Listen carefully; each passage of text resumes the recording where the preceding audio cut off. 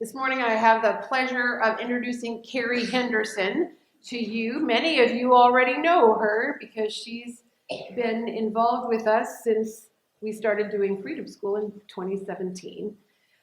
We first met Carrie when she was a servant leader intern at St. John's UCC down in the city when we began CDF Freedom School through Deaconess. Since that time, so Carrie is a teacher. She's an elementary school teacher. Middle and high. Oh my gosh. That makes it even better. She's a middle and high school teacher and now has come on full time to Beyond Housing to support the work of Children's Defense Fund Freedom School in St. Louis. Is an amazing person. She's an Ella Baker trainer, which means she knows all the philosophy and everything of CDF Freedom School and lives it out. She is passionate about children. She is passionate about the work she does, and she is an incredible person to know. After Mary reads the scripture for us this morning, Carrie will come and give us a word.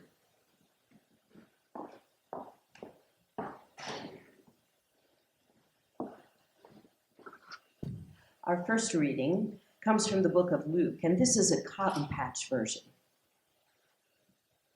Some folks started bringing their babies to him to bless, and his students jumped on them for it. Jesus then gathered the little ones around him and said, "Let the kids come to me and don't get in their way, for such is the God movement. I truly tell you that unless one accepts the God movement like a child, they just won't get into it." Our second reading comes from the Gospel of Matthew, chapter 25. "For I was hungry, and you gave me something to eat. I was thirsty, and you gave me something to drink. I was a stranger, and you invited me in. I needed clothes, and you clothed me. I was sick, and you looked after me. I was in prison, and you came to visit me." Then the righteous will answer him, "Lord, when did we see you hungry and feed you, or thirsty and give you something to drink? When did we see you a stranger and invite you in, or needing clothes and clothed you? When did we see you sick or in prison and go to visit you?"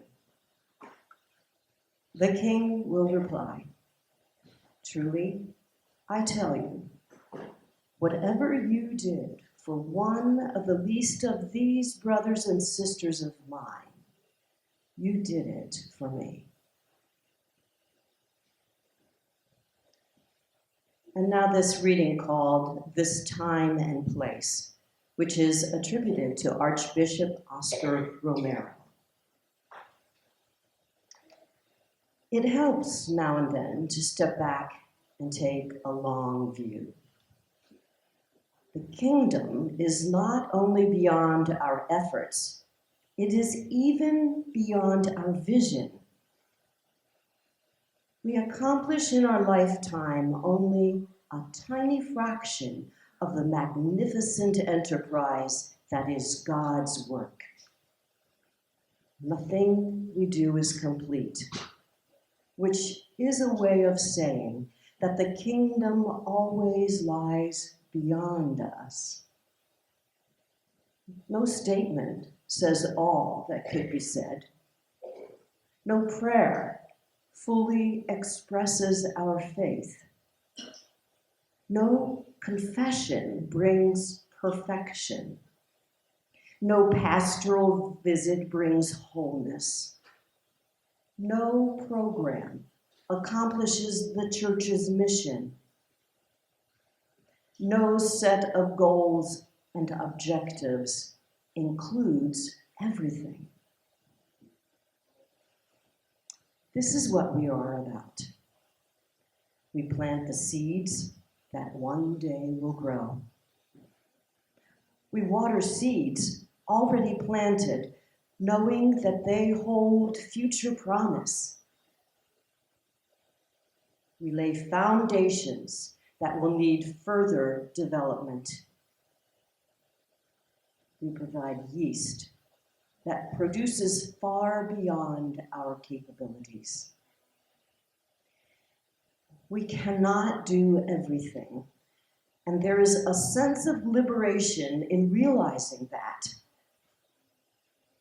This enables us to do something, and to do it very well. It may be incomplete, but it is a beginning, a step along the way, an opportunity for the Lord's grace to enter and do the rest.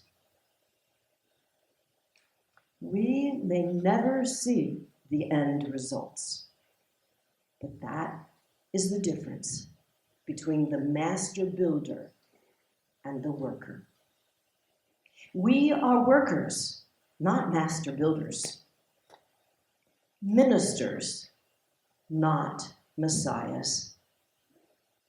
We are prophets of a future not our own.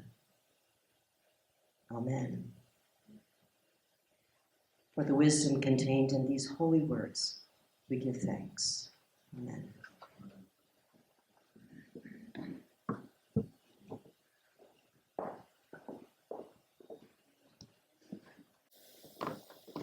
Good morning, everyone. Good morning. I want to first off thanking you for inviting me in this space. I want us to stand on a concept called Sankofa. And so Sankofa is an Adinkra symbol coming from West Africa, and it means that you cannot go forward until you know where you came from. And I feel like that's a firm foundation in understanding what Freedom School is all about. In order to know the benefits of what we have now with Freedom School, we have to know where we started from. And so one person that I love dearly is Miss Ella Josephine Baker. I love her so much, she's on the back of my jacket right here. And Miss Ella Josephine Baker had a mindset that we do not have to be leaders. Instead, we create leaders with our students, our scholars to be specific. So one of the things that a famous quote that she has is that strong people do not need strong leaders. And so that's a very strong concept that we have at Freedom School. And so I wanted to start off with that mindset throughout this sermon. So I'm a history buff. So the way I'm going to do this is break it down into years. And so the first year that is really important, talk about that foundation of Freedom School and Freedom School Summer, took place in 1964. So in 1964, if you can imagine back then, race relations, LGBT rights, any rights, honestly, was not respected. And during that time, Miss Ella Josephine Baker said, you know what we're going to do? We're going to go to colleges. We're going to train college students to go down to Mississippi and help those in need. Now, at the beginning of Freedom School Summer, these college students went with the attention on helping Mississippians register to vote. So we're talking about specifically adults. When they went down there, they noticed that there was a lack of literacy amongst the adults and the children. So literacy became a strong component with Freedom School. Of course, if you know 1964, Mississippi, everybody was not a fan of what Miss Ella Josephine Baker and college students were doing. So 3 people that I always bring up as the forefathers of the Freedom School Summer are Andrew Goodman, James Chaney, and Michael Sherner. So Michael Sherner and Andrew Goodman were two white college students who came down for the movement in Mississippi. James Chaney was a black student who was a Mississippian. And they all 3 came together and they were advocating for literacy throughout the Mississippi region. Not just for voting rights, because voting was, in order to vote at that time, Black residents had to take a literacy test. But they, again, noticed that there was that lack of literacy support also with children. So being the fact that Miss Ella Josephine Baker was their leader, or their teacher, I should say, they went with the mindset of let's provide the tools to the children. Well, white Mississippians did not find that very fine. And so those three men unfortunately lost their lives in the fight for Freedom School Summer. So in June 21st of 1964, the Klan in Mississippi took those three men's life.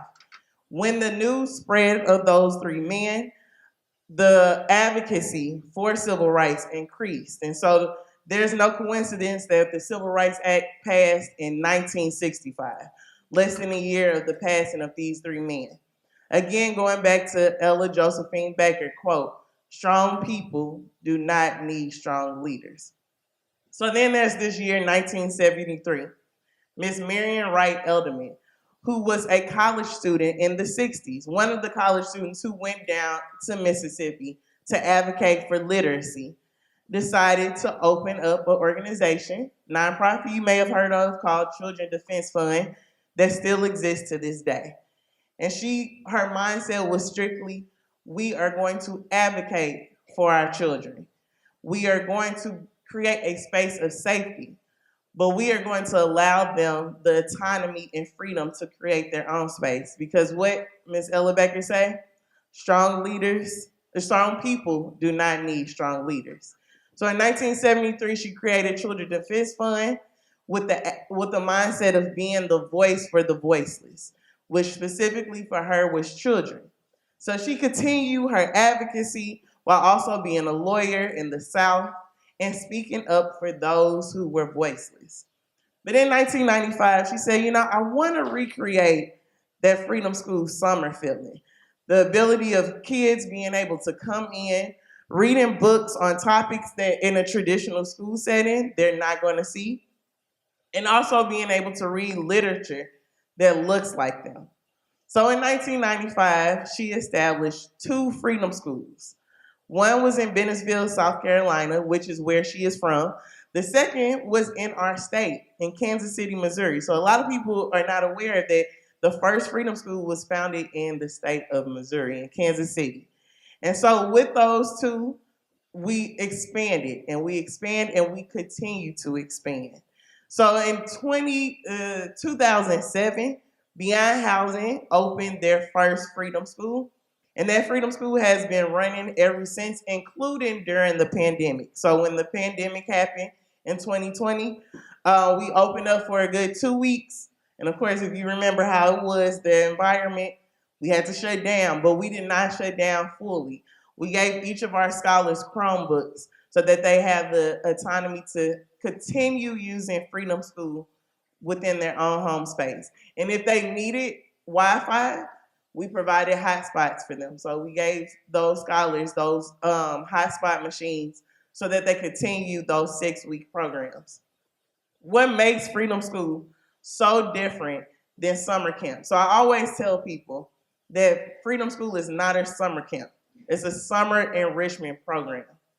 Because again, as Ms. Ella Baker said, strong people do not need strong leaders. So all Freedom School is mainly about is exposing our scholars to literature that looks like them or looks like a friend, shows them what advocacy looks like so that they can grow up and actually create the environment that unfortunately we as adults have fell short of them.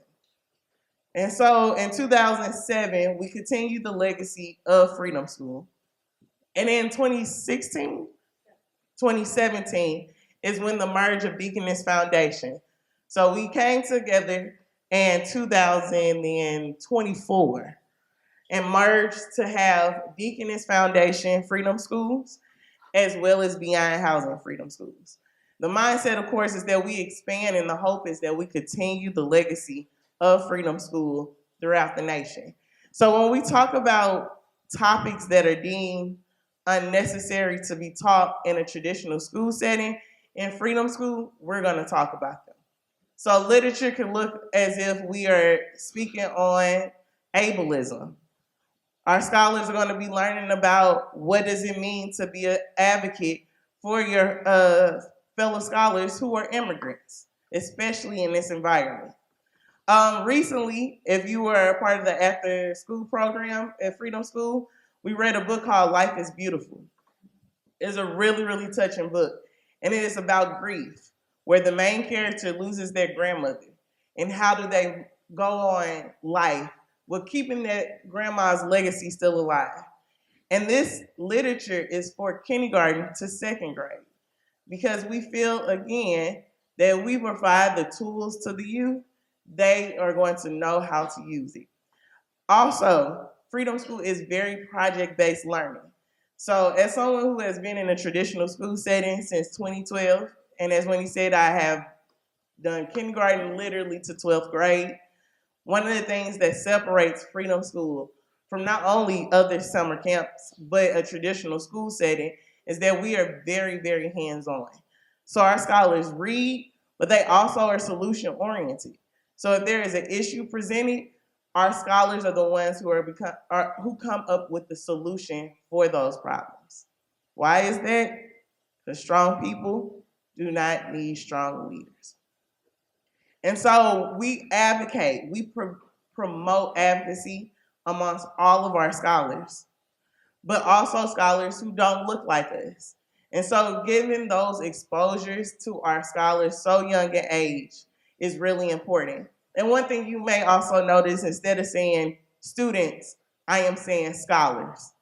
Because we work with scholars that in a traditional school setting, they are not reminded that they are a scholar, that you are smart, that you are gifted, and you already have the tools necessary. What we do at Freedom School is we provide them with the tools, but we allow them to navigate it. We put the freedom in Freedom School. So much so, if you don't mind, I'm gonna tell that story. Okay, so there's one scholar from our Freedom School. He's been coming to Freedom School since, I wanna say he was in 2nd or 3rd grade. He's now in 5th grade. He's going into level 3 next year, so that's the middle school age group. And in Winter Freedom School this past winter, he expressed to Reverend Whitney that he really loves Freedom School. And when asked why, he said, because I have freedom here. Because you listen to my voice. Because my voice has value. Because we are creating a leader. And we know that what? Strong people do not need strong leaders. And so we continue that. And the most important part that I love about Freedom School is the literacy aspect, but that we do not teach scholars how to read. We teach them the love of reading and allow them to navigate that process of reading for themselves because they have the autonomy, they have the freedom, and they actually have the knowledge to do that themselves.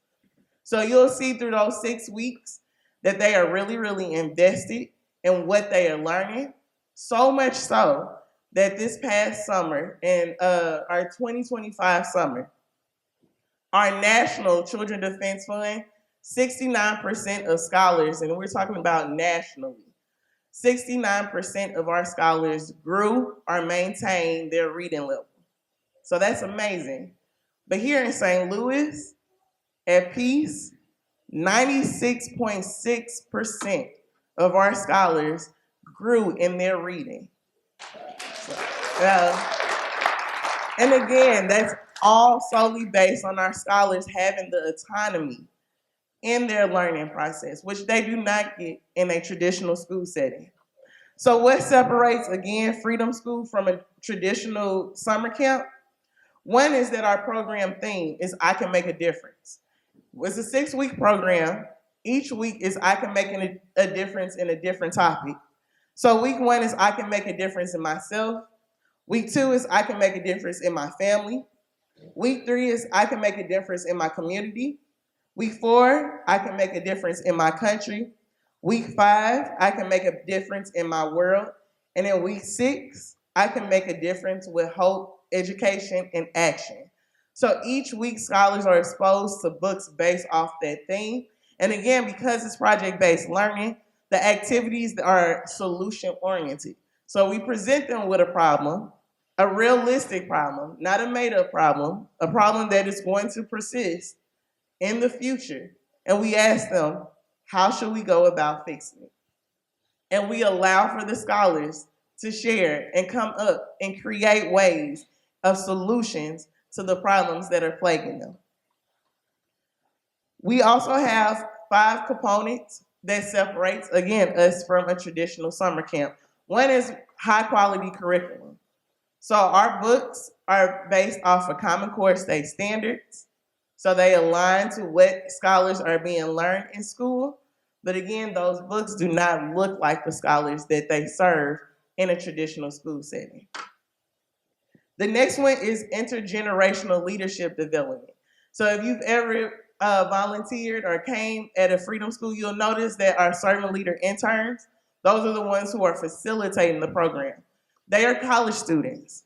And we are very intentional in making sure that we have college students who are administering the integrated reading curriculum during the summertime. Because of that close relationship and age with the scholars that we serve, and it also is more realistic for our scholars to see how easy it is and attainable to be a leader. Because Miss Corey is in college right now. She's not that far. She's old enough to be my big sister, but she's also leading.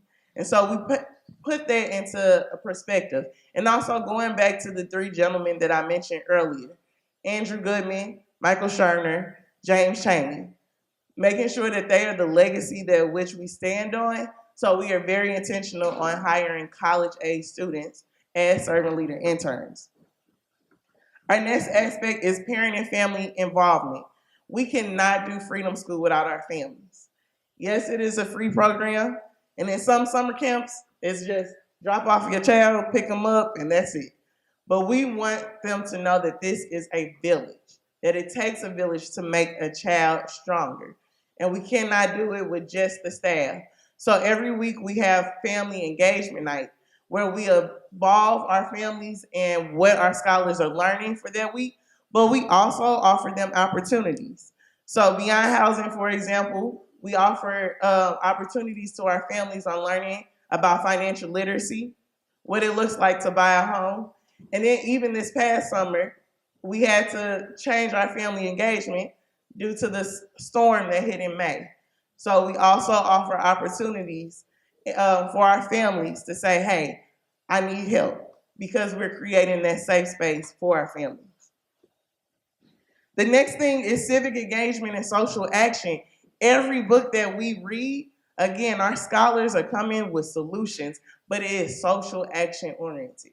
So advocacy is at the forefront of everything that we do, that we read. And again, some books look like the scholars that we serve, and some do not. And we want to expose our scholars to every aspect in life of things that we may not have been fortunate enough to experience until we were adults. And the final aspect is nutrition, health, and mental health. So one aspect that we are bringing on this summer, and I know you all may not be familiar with this, we are bringing social workers to come in to our sites to help aid in the mental health aspect for our scholars, to make them whole, and not just the nutrition, which we make sure we do with our nutritional health, but also ensuring that they have the mental capacity, especially in today's society. It's one of those forefronts. So if you do not leave with anything, why does Freedom School matter? One, we do not teach our scholars, again, how to read. We teach them the love of reading. And as you heard from that 96.6%, once they learn how to love to read, they can navigate the reading process themselves. They learn about leaders who look like them and those who are advocating for friends. And then also they see themselves as leaders. We at Freedom School do not, again, we are not, I don't even like saying that I'm the leader. I provide the tools so that my staff becomes the leaders. My staff provides those tools to the scholars in hopes that they become the leader. Because what did Ms. Ellerbecker say? Strong people don't need strong leaders. Thank you.